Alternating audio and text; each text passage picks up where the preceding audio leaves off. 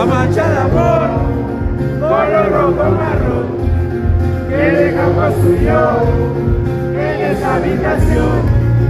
Un momento después sería el gran terremoto, aunque ese tiempo tú que me habías ya roto.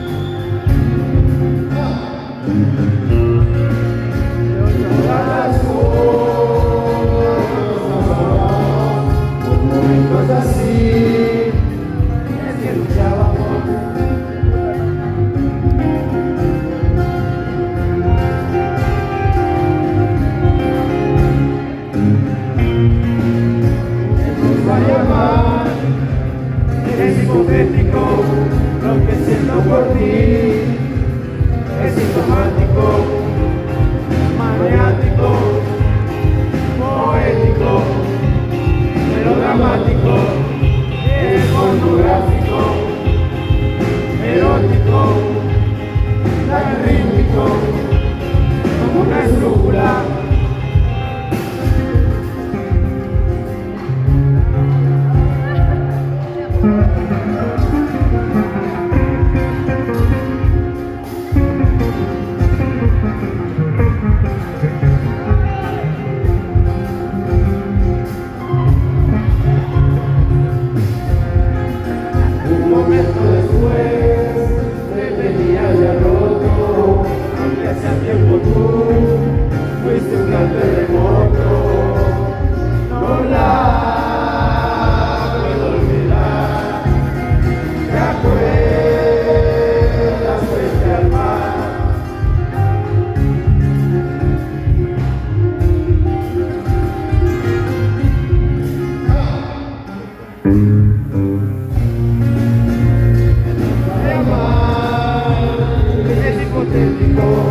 Lo que siento por ti es sintomático, maniático, poético, melodramático, es pornográfico, erótico, tan rítmico, una esdrújula.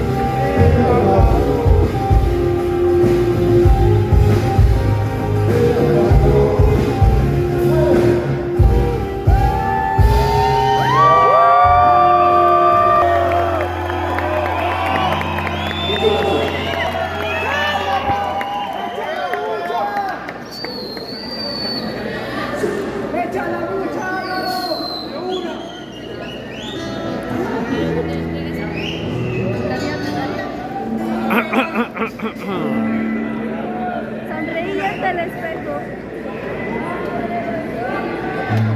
¡Échala mucha, Álvaro!